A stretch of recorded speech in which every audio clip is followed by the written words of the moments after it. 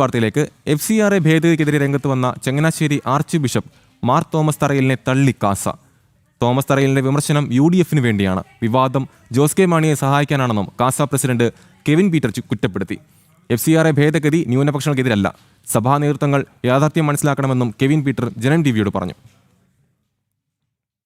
വിദേശ ഫണ്ട് ക്രമക്കേടുകൾ തടയുന്നതിന് വേണ്ടി കേന്ദ്ര സർക്കാർ കൊണ്ടുവന്ന FCRA ഭേദഗതിയെ കൃത്യമായ രാഷ്ട്രീയ ലക്ഷ്യത്തോടുകൂടി എതിർക്കുകയും അതിനെതിരെ വ്യാജ പ്രചരണങ്ങൾ, കുപ്രചരണങ്ങൾ നടത്തുകയും ചെയ്യുകയാണ് ഇടത് വലത് മുന്നണികൾ. ഇത് ന്യൂനപക്ഷങ്ങൾക്ക് എതിരാണ് എന്ന ആസൂത്രിത പ്രചാരണമാണ് ഇവർ നടത്തുന്നത്. ഇത് സഭാ നേതൃത്വങ്ങളിൽ ചില ആളുകൾ ഏറ്റുപിടിക്കുക കൂടി ചെയ്തുകൊണ്ട് വലിയ തോതിൽ വിശ്വാസികൾക്ക് ഇടയിൽ തെറ്റിദ്ധാരണ ജനിപ്പിക്കുമ്പോൾ വിശ്വാസ സമൂഹത്തിൻ്റെ, ക്രൈസ്തവ വിശ്വാസികളുടെ സംഘടനയായ കാസയുടെ സംസ്ഥാന പ്രസിഡന്റായിട്ടുള്ള കെവിൻ പീറ്ററാണ് നമ്മളോടൊപ്പം ഉള്ളത്. ഇതുമായി ബന്ധപ്പെട്ടുകൊണ്ട് ഇത്തരത്തിൽ വലിയ തോതിൽ FCRA ഭേദഗതിയെ വിമർശിച്ചുകൊണ്ട്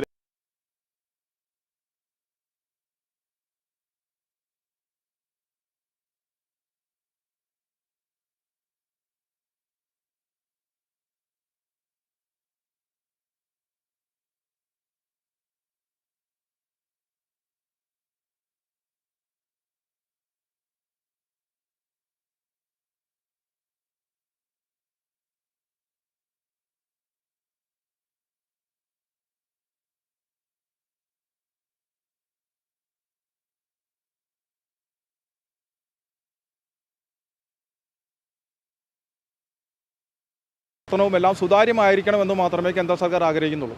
അതിന് പ്രത്യേക ഒരു ഗൈഡ് ലൈൻ കൊണ്ടുവരുന്നു. ആ ഗൈഡ് ലൈൻ അനുസരിച്ച് FCRA അക്കൗണ്ടുകൾ ഉള്ള സ്ഥാപനങ്ങളായാലും NGOകളായാലും അതിനനുസരിച്ച് പ്രവർത്തിക്കണം. എത്ര മാത്രമേ കേന്ദ്ര സർക്കാർ പറയുന്നുള്ളൂ. ഇപ്പോൾ നമ്മുടെ ചെങ്കോട്ടയിൽ അടുത്ത സ്ഫോടനമുണ്ടായ അൽസല യൂണിവേഴ്സിറ്റി, കാശ്മീരിലെ വിദ്യാർത്ഥികൾക്ക് മെഡിക്കൽ വിദ്യാഭ്യാസം കൊടുക്കുന്നതിന് വേണ്ടിയിട്ടാണ് 600 കോടി രൂപയോളം തുർക്കിയിൽ നിന്നും ഇറാനിൽ നിന്നും ഫണ്ടുകൾ കൊണ്ടുവന്നിട്ടാണ് ആ അൽസല യൂണിവേഴ്സിറ്റി സ്ഥാപിച്ചത്. അവസാനം എന്തായി? അത് രാജ്യത്തിനെതിരെയുള്ള യുദ്ധമായിട്ട് മാറി. അപ്പോൾ എന്ത് പറ്റി? അതിനെ കേന്ദ്ര സർക്കാർ ആ യൂണിവേഴ്സിറ്റി ഇല്ലാതാക്കി അതിനെ ആ ഫണ്ട് ഏറ്റെടുക്കേണ്ടതായിട്ട് വന്നു. സമാനമായി ഇവിടുത്തെ രാജ്യദ്രോഹികളും നക്സലൈറ്റ് പ്രസ്ഥാനങ്ങൾക്കും അതേപോലെ രാജ്യത്തിൻ്റെ താല്പര്യങ്ങൾക്ക് വിരുദ്ധമായി നിൽക്കുന്ന സംഘടനകൾക്ക് മാത്രമേ ഇതുകൊണ്ട് ദോഷമുള്ളൂ. അല്ലാതെ മടിയിൽ കനം ഇല്ലാത്തവനെ വഴിയിൽ ഭയക്കേണ്ട ആവശ്യമൊന്നുമില്ലല്ലോ. ഇപ്പോൾ മാർ തോമസ് തറയിലിൻ്റെ സ്ഥാപനങ്ങൾ, ഇപ്പോൾ അദ്ദേഹം വളരെ വികാരാധീനനായി പത്രസമ്മേളനത്തിൽ പറയുകയുണ്ടായി, 100 കാരുണ്യഭവൻ ഞങ്ങൾ സ്ഥാപിച്ചിട്ടുണ്ട്. ശരിയാണ്. 1000 കാരുണ്യഭവന് വേണ്ടിയിട്ടുള്ള ഫണ്ട് ഇവിടെ കൊണ്ടുവരികയും അതിൽ 100 സ്ഥാപിക്കുകയും ബാക്കി 900 കാരുണ്യഭവനുള്ള ഫണ്ടുകൾ വേറെ രീതിയിൽ പോവുകയും ചെയ്തിട്ടുണ്ടെങ്കിൽ അത് തെറ്റല്ലേ? ക്രൈസ്തവ വോട്ടുകൾ ഇന്ത്യയ്ക്ക് അനുകൂലമായി മാറുന്ന ഒരു സ്ഥിതി തെരഞ്ഞെടുപ്പിൽ കൂടുതലായി ഓരോ തെരഞ്ഞെടുപ്പിലും വർദ്ധിച്ചു വരുന്ന ഒരു ജനപിന്തുണ, ക്രൈസ്തവ പിന്തുണ, അത് ഇല്ലാതാക്കാൻ വേണ്ടിയല്ലേ ഇടത് വലത് മുന്നണി, പ്രത്യേകിച്ച് VD സതീശനാണെങ്കിലും KC വേണുഗോപാൽ ആണെങ്കിലും CPM നേതാക്കളാണെങ്കിലും എല്ലാം ഇതൊരു വലിയ ചർച്ചാ വിഷയമാക്കി മാറ്റുകയാണ്. തീർച്ചയായിട്ടും ഇവിടെ ഇലക്ഷൻ അടുക്കുമ്പോൾ എപ്രകാരമാണോ രാജ്യത്തിനുണ്ടായ മാറ്റം, അത് ഇവിടുത്തെ ഭരണത്തിലുണ്ടായ മാറ്റം, ഇൻ്റർനാഷണൽ ലെവലിലുണ്ടായ മാറ്റം, ഇതെല്ലാം കണ്ട് ഇവിടുത്തെ ആൾക്കാർ NDAയോട് അടുക്കുമ്പോൾ അല്ലെങ്കിൽ മോദിയെ വളരെ ആരാധനയോടുകൂടി, മോദിജിയെ ആരാധനയോടുകൂടി കാണുമ്പോൾ അതിനെ ഇല്ലാതാക്കുക. എല്ലാ ഇലക്ഷൻ്റെ സമയമാകുമ്പോഴും ഉത്തരേന്ത്യയിൽ ഏതെങ്കിലും പള്ളി പൊളിക്കുക, കന്യാസ്ത്രീകളെ ആക്രമിക്കുക, ഏതെങ്കിലും കുരിശടി തകർക്കുക, ഇതൊക്കെ ഉണ്ടാവും. ഇപ്രാവശ്യം ഒന്നും ഉണ്ടായിട്ടില്ല.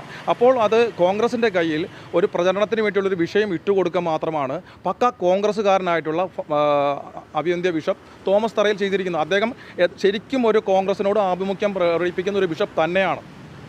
ഒപ്പം തന്നെ ജോസ് കെ മാണിയുമായിട്ടും അദ്ദേഹത്തിന് നല്ല ബന്ധങ്ങളുണ്ട്. ജോസ് കെ മാണിയെ പാലായിൽ സഹായിക്കുക, ഷോൺ ജോർജിന് ഉണ്ടാകാൻ സാധ്യതയുള്ള ജയത്തെ തടയുക എന്നുള്ളതാണ് അദ്ദേഹം ലക്ഷ്യം വെച്ചിരിക്കുന്നത്. ഇദ്ദേഹത്തിൻ്റെ പ്രസ്താവന വന്ന ഉടൻ തന്നെ തൊട്ടുപുറകെ വന്ന ആരുടെ പ്രസ്താവനയാണ്? ജോസ് കെ മാണിയുടെ പ്രസ്താവനയാണ്. തുടർന്ന് അത് KC വേണുഗോപാൽ ഏറ്റുപിടിച്ചിരിക്കുന്നു, VD സതീശനെ ഏറ്റുപിടിച്ചിരിക്കുന്നു. ഫണ്ട് കൊണ്ട് തന്നെ തടസ്സപ്പെടുത്തുകയല്ല ചെയ്തിരിക്കുന്നത്, അതിന് ഒരു പ്രത്യേക ഗൈഡ് ലൈൻ കൊണ്ടുവന്ന് അതൊന്നുകൂടെ ട്രാൻസ്പെറൻസി ഉറപ്പുവരുത്തുകയാണ് കേന്ദ്ര സർക്കാർ ചെയ്തിരിക്കുന്നത്.